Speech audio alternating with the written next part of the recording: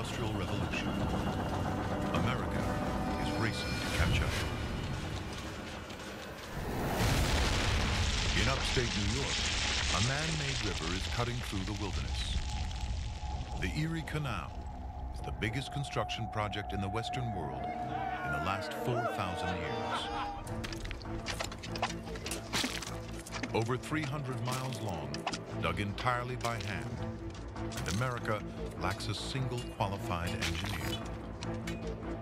The United States of America isn't about to let nature stand in its way. I think of the spirit of America being imagination combined with tenacity.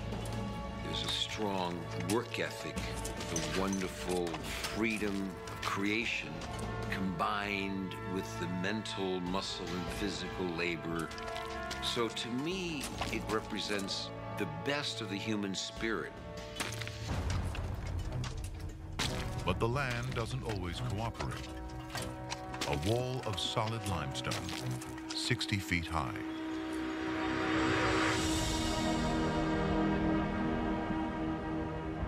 Just 30 miles from the finish line, Lake Erie. The canal will change everything, linking the Atlantic Ocean to the whole middle of America. It changes where people live and why, and turns the North into a global economic powerhouse. The man behind the canal is New York's gung-ho governor, DeWitt Clinton. Born to wealth, he won't take no for an answer. He wants to be president. Instead, he runs New York for 20 years. America was blessed with many inspirational leaders, and I think DeWitt Clinton had a real sense of how important New York could be for America.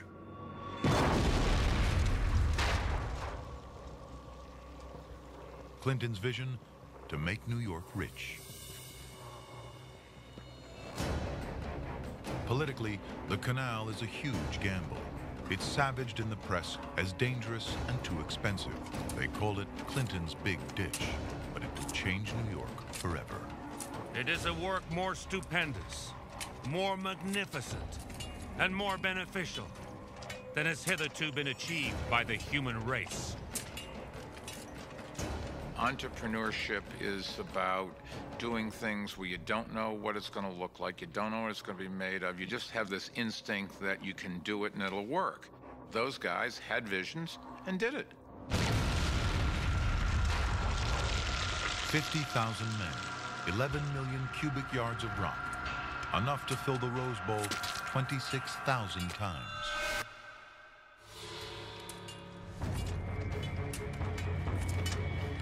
Crews are filled with Irish immigrants. David Gilroy makes 5 times what he can earn back home. But it's hazardous work. They're literally moving mountains. There's only one way through: gunpowder. A highly combustible mix of nitrate, charcoal, and sulfur. The wrong proportions can be lethal.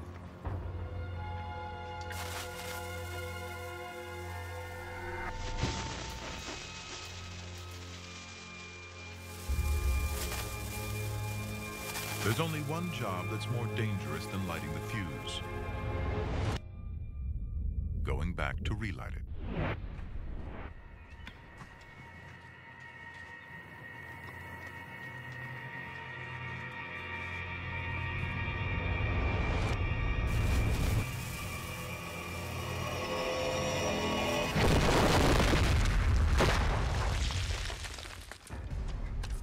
To cope, workers drink. Whiskey calms the nerves and clouds the brain. An English tourist can't believe they're mixing alcohol and explosives. The Irish labourers grew so reckless of life that at the signal for blasting, they were just hold their shovels over their heads.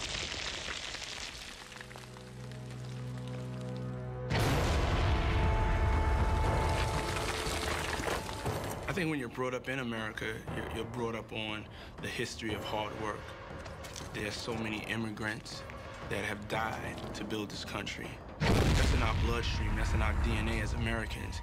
We don't want their lives to go in vain. Because of that, we usually work harder than anybody else.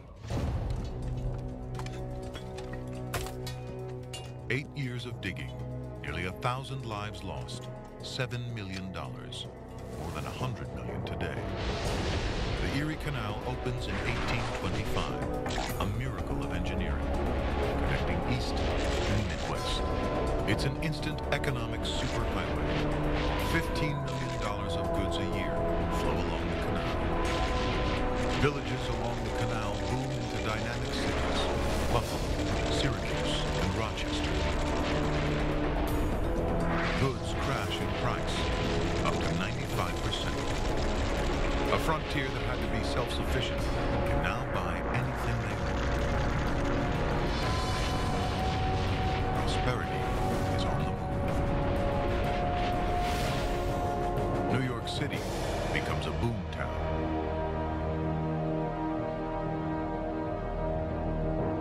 Wall Street takes off as a global financial center. The city quadruples in size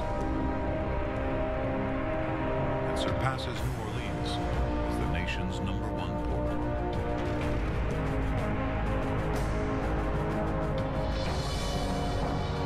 There's so much money around. The word millionaire is invented in 1840. The Erie Canal still shapes New York today. 80% of the upstate population still lives within 25 miles of it.